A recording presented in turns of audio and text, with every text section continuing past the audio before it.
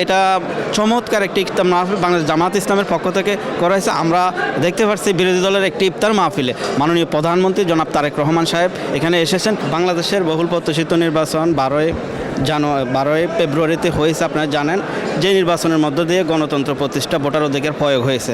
আমরা সুষ্ঠু অবাধ নির্বাচনের মাধ্যমে জাতীয় সংসদ গঠন হয়েছে, আপনারা জানেন। এই জাতীয় সংসদকে আমরা এই সংসদে দুর্নীতি বিরোধী দেখতে চাই। দুর্নীতির বিরুদ্ধে জিরো টলারেন্স, মাদকের বিরুদ্ধে জিরো টলারেন্স, জনগণের সমন্বয়ে জনগণের আশা আকাঙ্ক্ষার সংসদ আমরা দেখতে চাই।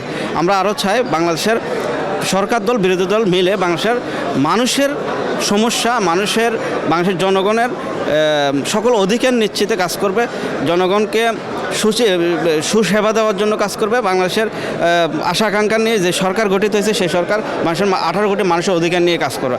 আমরা দেখতে পাচ্ছি এই নির্বাচনের মধ্য দিয়ে মানুষের ভোটার অধিকার প্রয়োগ হয়েছে, গণতন্ত্র সুশাসন প্রতিষ্ঠা করার মাধ্যমে বাংলাদেশের আগামী সংসদ, আমরা সংসদের প্রতি আশা করি এই সংসদে দুর্নীতি বিরোধী সংসদ হবে। এই সংসদের মধ্য দিয়ে বাংলাদেশের 18 কোটি মানুষের আইনের শাসন প্রতিষ্ঠা হবে।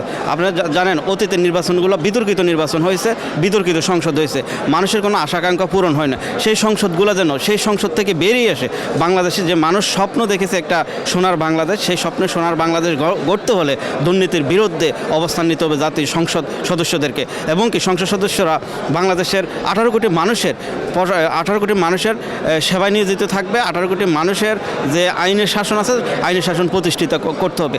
অতীতের বিতর্কিত সংসদের মধ্য দিয়ে বাংলাদেশের 18 কোটি মানুষের সুশাসন বঞ্চিত করা হয়েছে। এটা চমৎকার একটি ইফতার মাহফিল বাংলাদেশ জামাত ইসলামের পক্ষ থেকে করা হয়েছে। আমরা দেখতে পাচ্ছি বিরোধী দলের একটি ইফতার মাহফিলে মাননীয় প্রধানমন্ত্রী জনাব তারেক রহমান সাহেব এখানে এসেছেন। এরকম চাই আমরা বাংলাদেশের সকল দল মল নির্বিশেষে আমরা মানুষের সাথে, জনগণের সাথে একসাথ হব।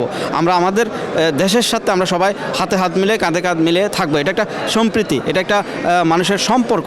এই সম্পর্কটা আগামী দিনে বজায় থাকবে। দেশে দেশে সবার সাথে দ্য নিউজ।